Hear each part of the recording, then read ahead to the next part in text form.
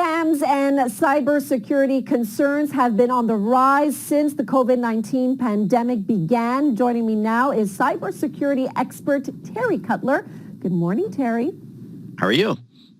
I'm doing well, thank you. So fraudsters, I mean, you got to give them credit. They're quick on their feet to take advantage of everything that's going on right now.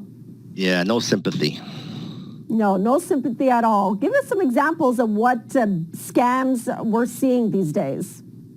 There's a couple of them. There's the famous one, which is the text message coming in from the Red Cross, right? Saying that, oh yeah, we have face masks available for free, but click this link, enter your credit card details in case you're going to make a donation or to cover shipping.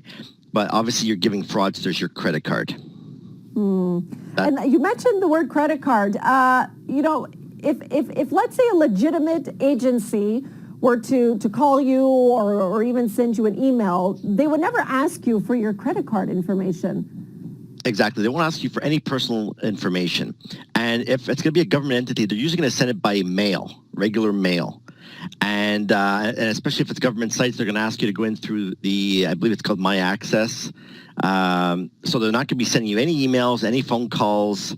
And especially if you are receiving emails or phone calls, look for signs that have an urgency or some type of panic, right? Because the fraudsters are playing off our anxieties and our fears, and they're saying, if you don't complete this form right now, we're not going to pay you on time for the government help.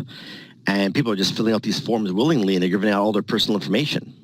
What would be the one telltale sign if someone gets an email, that whether it's real or fake? Would it be them asking straight off the bat for personal information? Yeah, they'll ask you to click on a link. Yeah. And once you do that, the homepage of the website will look almost identical to the real deal. But the moment you enter the information into it, you've just given the fraudsters all the things you just typed in clear text. And they'll log into the real government site and use those information you just gave them to fraud you. So what is the best advice that you can give people right now on how we can protect ourselves? Obviously, the biggest one is don't give away any personal information. I know it sounds basic, but people are really falling for this thing because the scams they look really legit. Always visit the actual real website themselves to see if they're reporting these types of fraud. So, for example, the famous Red Cross COVID scam. If you go to the Red Cross, they're telling you, hey, if you receive this type of email, don't interact with it. Just delete it.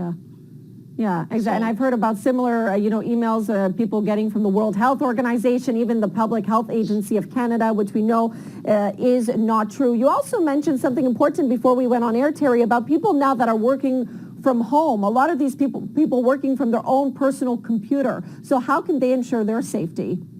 Yeah, this is becoming a big problem. My phone is actually blowing up right now. So what's happening is that companies obviously don't have enough computers to give to their employees to work from home. So they're allowing them to use their personal home computers, which are not as protected as the ones at the office.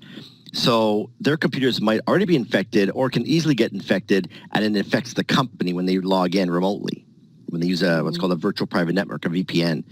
And if these companies are getting hit with these types of viruses, or even worse, a ransomware, which locks up all your data, us incident responders can't come in and help you because of the lockdown. So your company can actually shut down overnight if you get hit with these types of viruses. Wow. Okay. So be careful. Don't click on anything that you don't know or recognize. Terry Cutler, thanks so much. Very important information this morning. We appreciate it. Thanks for having me.